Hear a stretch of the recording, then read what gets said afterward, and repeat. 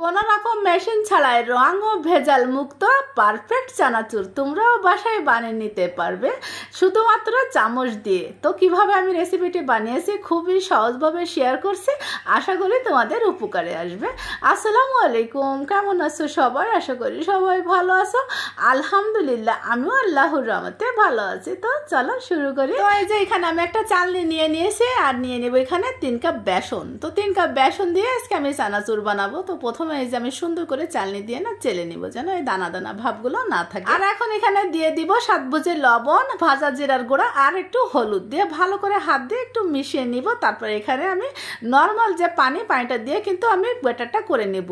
তো আমি কিভাবে করে এটা দেখতে থাকো। তো এই যে আমি পানি নিয়েছি, তারপরে অল্প অল্প পানি দিব আর সুন্দর করে হাত দিয়ে না মেশাতে থাকো। একবারে পানিটা দিবা না, তাহলে কিন্তু পাতলা হয়ে যাবে। তো যাই হোক আমি অল্প অল্প পানি নিয়েছি আর দেখো এই পর্যায়ে আসছে, এর থেকে কিন্তু পাতলা করা যাবে না। এভাবে সুন্দর করে আমি হাত দিয়ে 5 মিনিটের মতো এভাবে মথে নিব। তো মথা হয়ে গেলে এটা কিন্তু রেডি হয়ে গিয়েছে। আর এই যে এখন চলে যাবো আমি চুলায়। তো একটা চামচ নিয়েছি, এরকম ঝাঁঝরি চামচ হলেই কিন্তু তুমি পারফেক্ট ভাবে চানাচুরটা বানিয়ে নিতে পারবে। তো দেখো আমি কিভাবে চানাচুর বানাচ্ছি। এভাবে চামচের পরে বেটারটা দিয়ে আলতো করে একটু চাপ দিলেই কিন্তু চানাচুরের মতো এভাবে পড়ে যাবে। তো যাই হোক এভাবে কিন্তু আমি বানিয়ে নিয়েছিলাম। আমার তেলটা অবশ্যই গরম হতে হবে, না হলে কিন্তু দলা পেকে যাবে।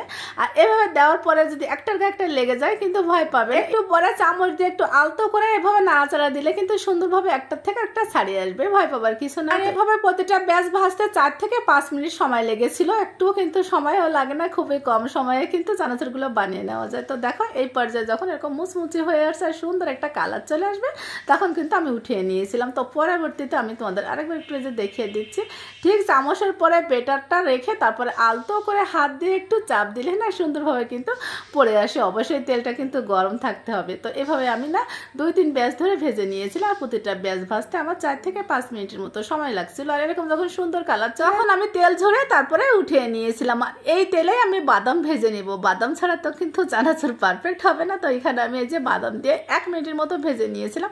বাদামটা কিন্তু বেশিক্ষণ ধরে ভাজলে তিতা হয়ে যাবে, তো 1 মিনিটের মতো ভাজলেই হয়ে যাবে। তো এই যে ভাজা হয়ে গেলে আমি তেল ঝরিয়ে উঠিয়ে নিয়েছি।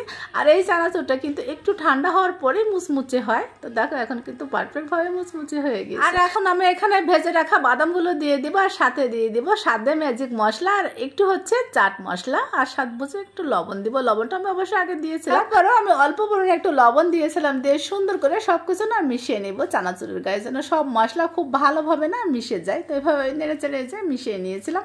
এখন কিন্তু পারফেক্ট ভাবে আমার চানাচুরটা রেডি হয়ে গেছে। এখন এই চানাচুরটা দেখতে একদম দোকানের কেনা চানাচুরের মতো হয়েছে আর খেতেও কিন্তু বেশ দারুণ ছিল। তো খুবই কম সময়ে যদি একদম ভেজাল মুক্ত কোনো রং ছাড়া এরকম মুচমুচে চানাচুর ঘরে বসে বানিয়ে নিতে পারো খুবই অল্প সময়ে, তাহলে আর দোকানের কেনা চানাচুর কেন আমরা খাবো। খুবই সহজভাবে রেসিপিটি শেয়ার করছি। যদি তোমাদের ভালো লেগে থাকে শেয়ার করে টাইমলাইনে রেখে দিতে পারো, পরবর্তীতে দেখে তোমার রেসিপিটি বানিয়ে নিতে পারবে। আজ এই পর্যন্ত, সবাই ভালো থেকো। সকালের জন্য আমার দোয়া থাকবে আর আমাকে একটু তোমাদের দোয়াতে রেখো। আসসালামু আলাইকুম।